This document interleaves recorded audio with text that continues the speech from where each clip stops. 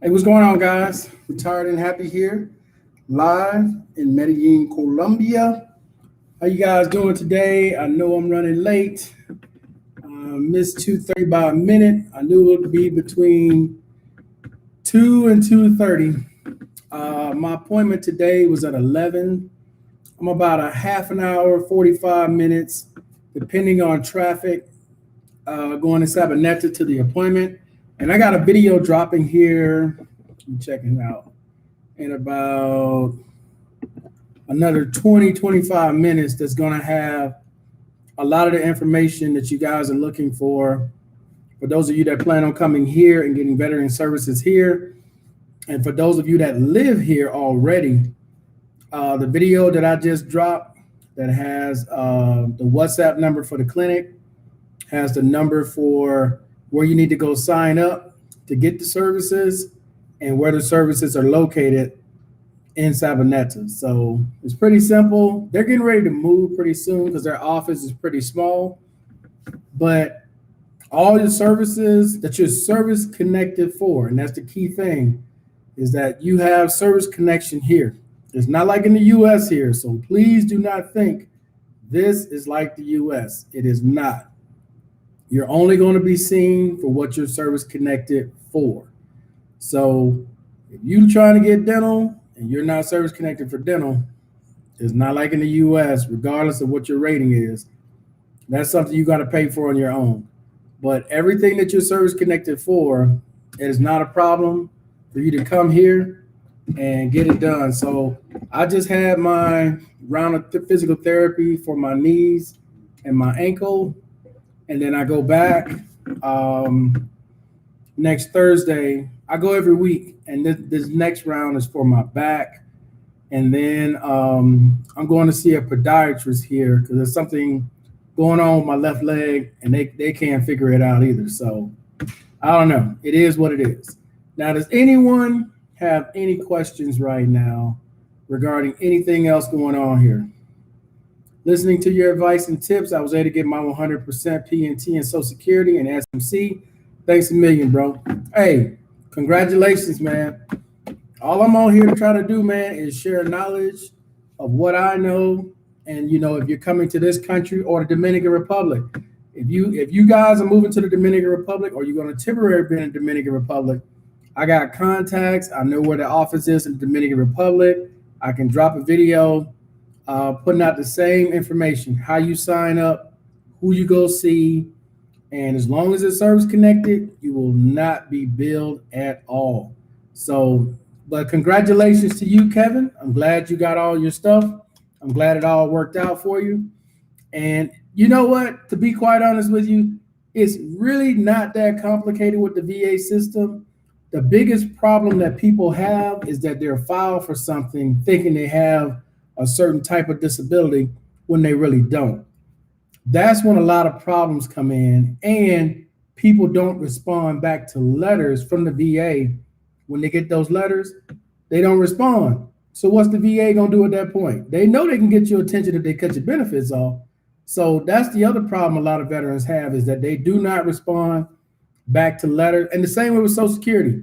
People do not respond back to letters that they get from these departments, from these government agencies.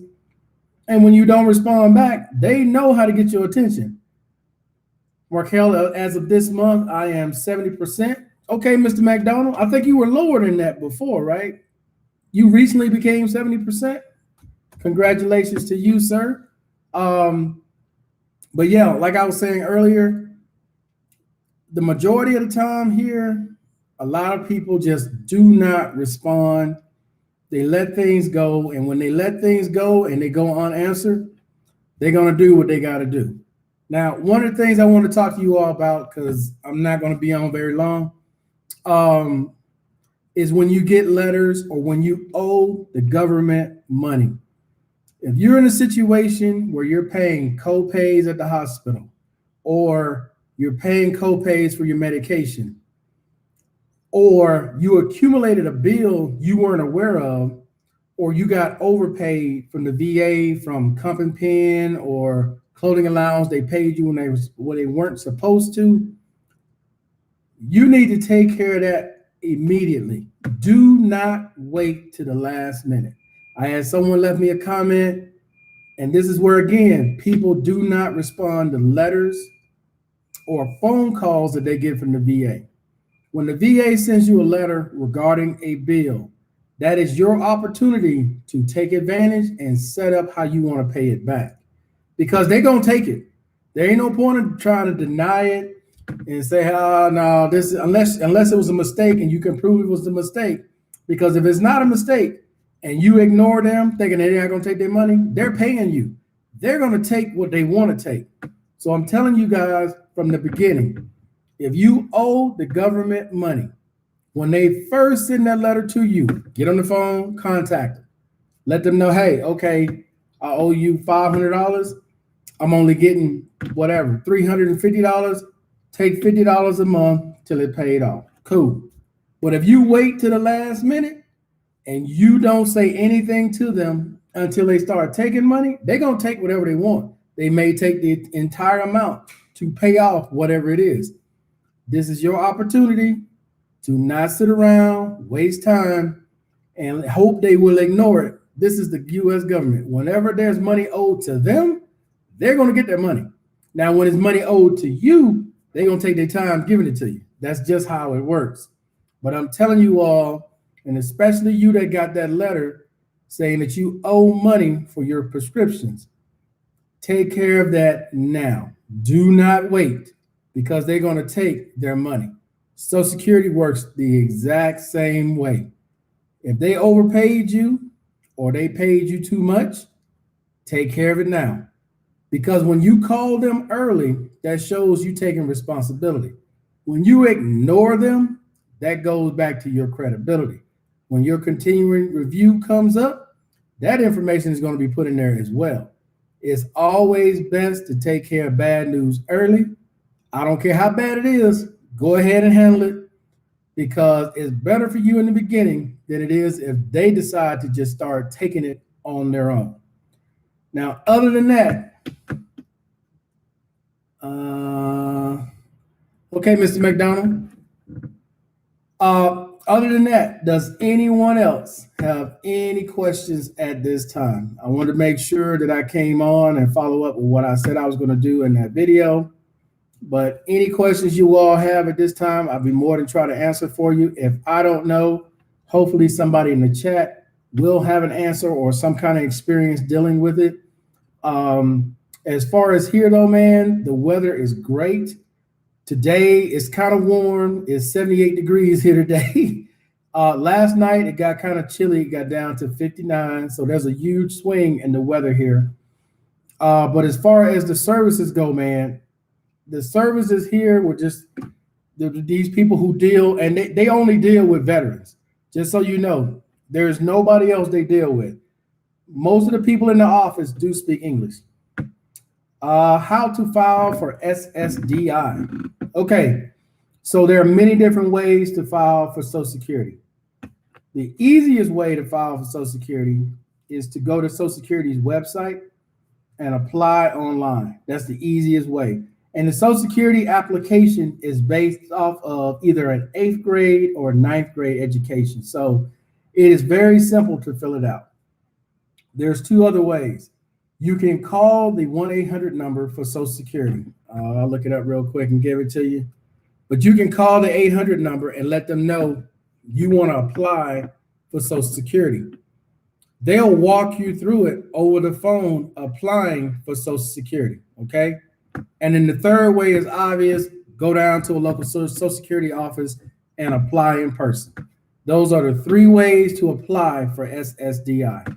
Now, when it comes to medical records, I'm assuming you're a veteran because you're watching this channel right now. All you do is let them know that you're a veteran. They're going to give you a form to fill out, and then you put down where you have been seen. It is very important that you put down all locations. If you moved recently or if you moved a couple times, you've been to a couple different VAs, it is very important that you put down each VA hospital you've been to, because you want to get all of the medical records. You know, if you've been seen at a VA for 5 years in one location, 2 years at another one, and now you're at another one, you've only been seen for 3 years. If you don't put down every location, They're only going to get those 3 years, which is not going to paint a complete picture. So you want to put down information from everywhere you've been seen so they get the whole file. And then with Social Security, anything that you have outside of the VA that may be causing you problems that can help you get your SSDI, you want to add that. Like you were recently in a car accident, or you got hurt at work and now you can't work at all from your job. Just don't rely on your VA information if you've had stuff happen outside of the VA that could help you potentially get your Social Security. Let's see. If you are 100%, what are your chances of getting Social Security? Your chances are pretty good, but they're not a guarantee. It's going to depend on what kind of disabilities you have. Like, for example, I got a buddy that's been trying to get Social Security for years, and he's 100%.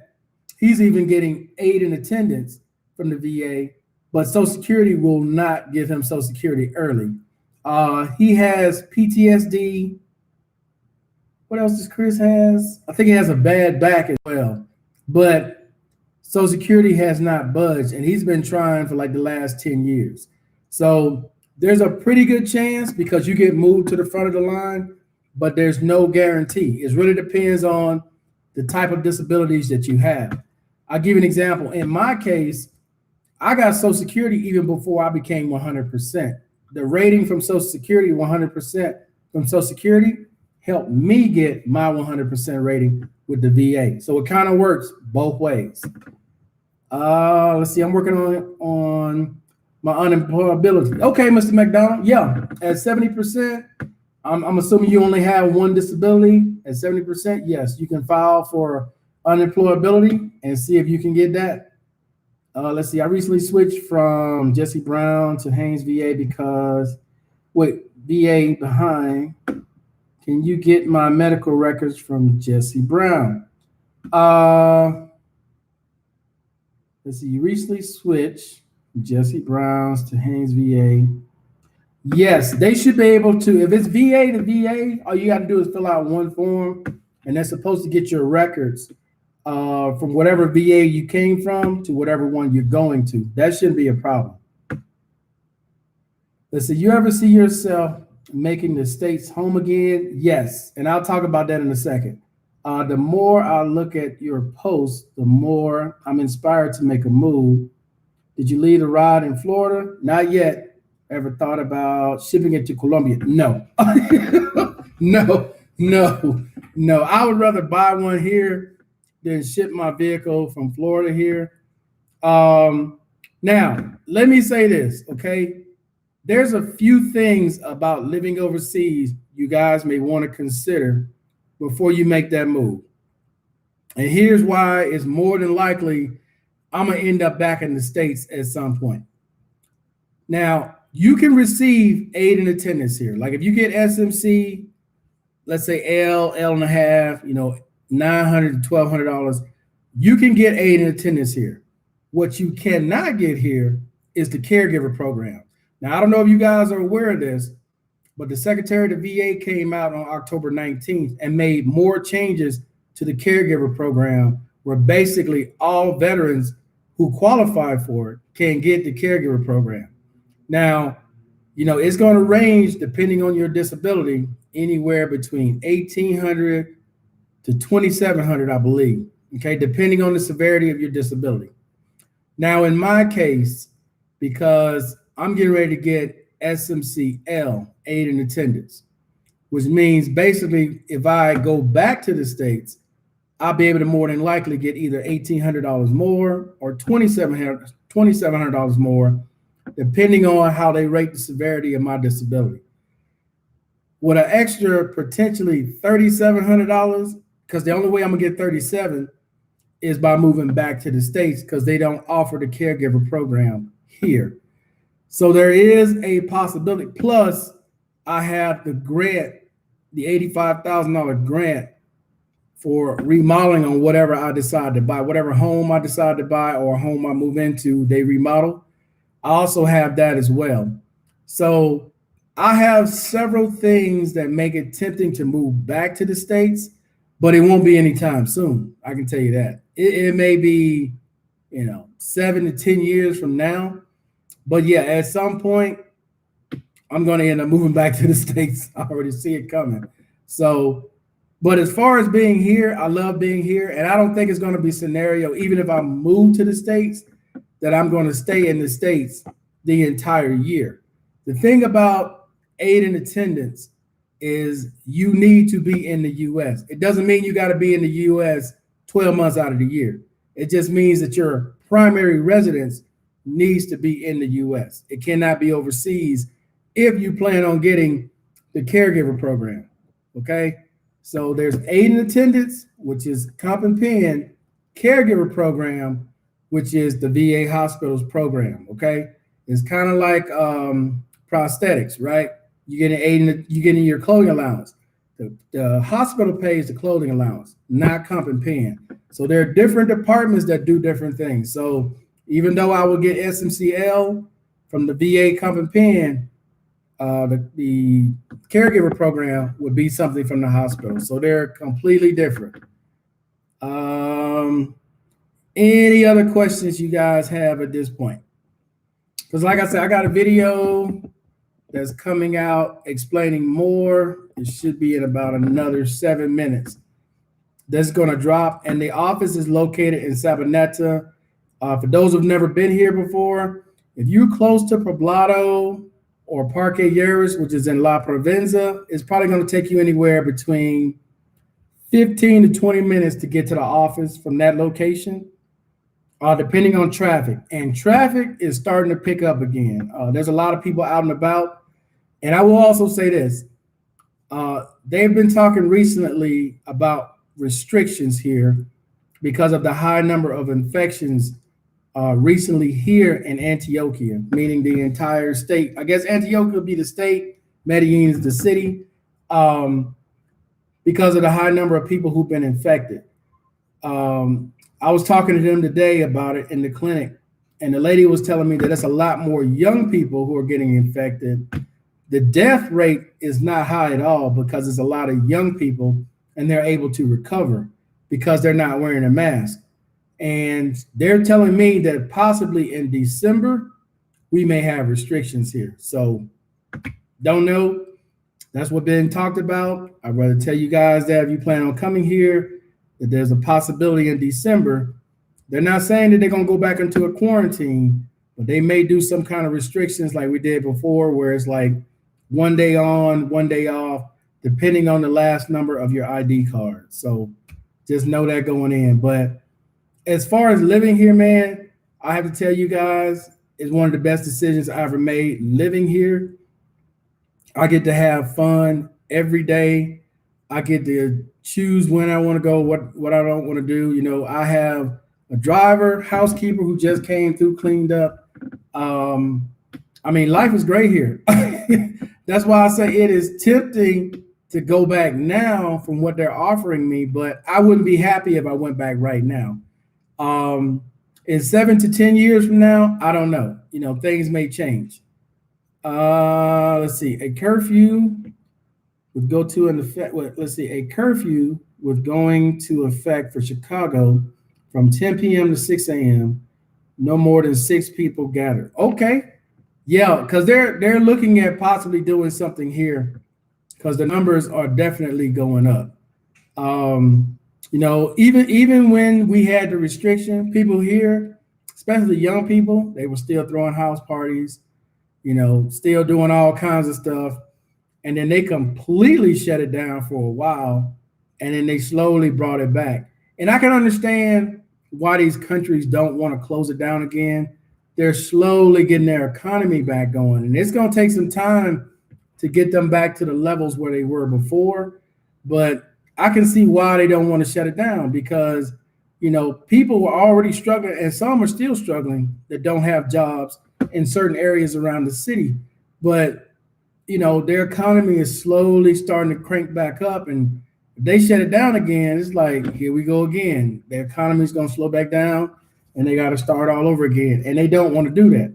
Same way in the US. Nobody wants to shut it down completely to where they got to start completely over. Who wants to do that? Nobody.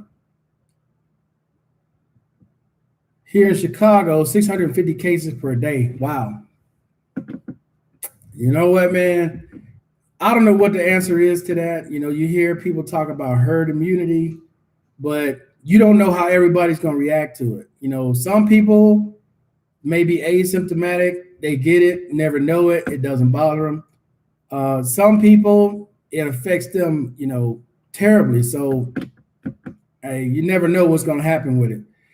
Hey, Marcus, how you doing? So, any other questions you guys have at this point? Like I said, I don't know everything. Hopefully, someone in the chat may have an answer to some of you guys' question. But going back to SSDI and 100% from the VA, you have a pretty good chance of getting SSDI. But again, it's not a guarantee depending on your disability. Let's see. When they come up with a vaccine, how will the VA start administering it? That's a good question, bro.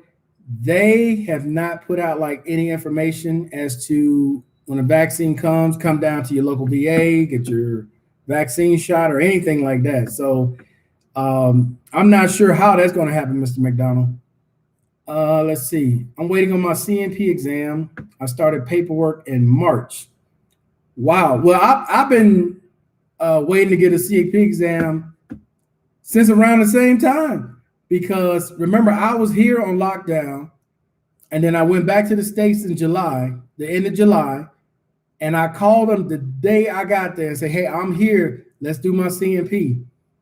They waited till I came back and called me on October 1st, as I already been here almost 3 weeks, to say, okay, we ready.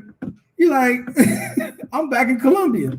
So now they're supposed to be setting up a contractor here somewhere for me to get my CNP exam. So I don't know what they're going to do here.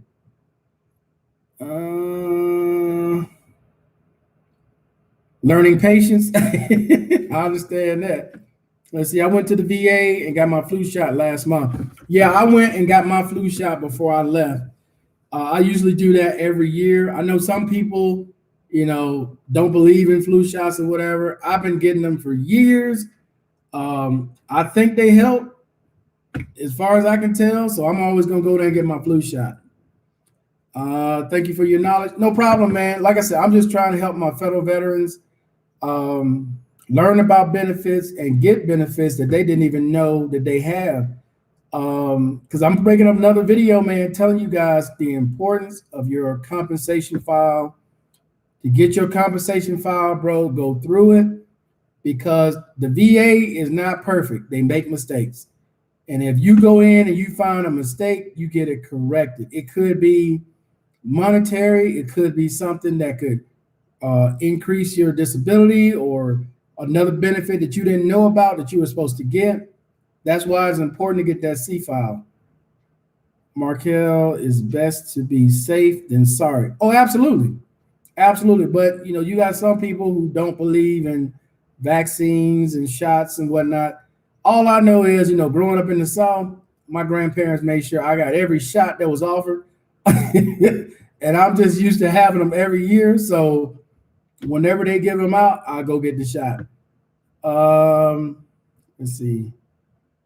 Okay, guys. Looks like that's going to be it for the questions. I appreciate everybody watching as always. Hopefully you guys have a great day. Please check out this video that I'm putting out today that talks about, that shows you guys where the office is in Sabaneta. The phone numbers is called HCA, and it's a small office inside of an apartment complex, but there's the VA, where the people who sign you up for the third-party service downstairs. There's a phone number there as well. And then you go up on the third floor is where all the other stuff happens. Let's see. I got 100% PNT in August. Would you risk filing for ED? Let's see, you got your 100% in August. PNT, if they're gonna give you PNT status, permanent and total, whatever you got, it must be something that they see is never gonna get better again. So would I file for ED? I'll put it this way. Do you have medical evidence that shows, a link to whatever you got to ED? because I wouldn't just file it just to file it. I would file it if I knew I had evidence to show it, like a statement from the doctor saying this is what's causing you problems, or some kind of information other than just filing it. I would if I knew I had the evidence. I'll put it that way. I wouldn't file it just to file it to see if they would give it to me. Hopefully that helps you out. All right. Okay, guys, I'll be back next Thursday. So whatever questions you guys have or whatever situation is going on with you next Thursday, hopefully I or someone in the chat room can help you with whatever it is. But until then, guys, I am out. Peace, ladies and gentlemen. Have a great day.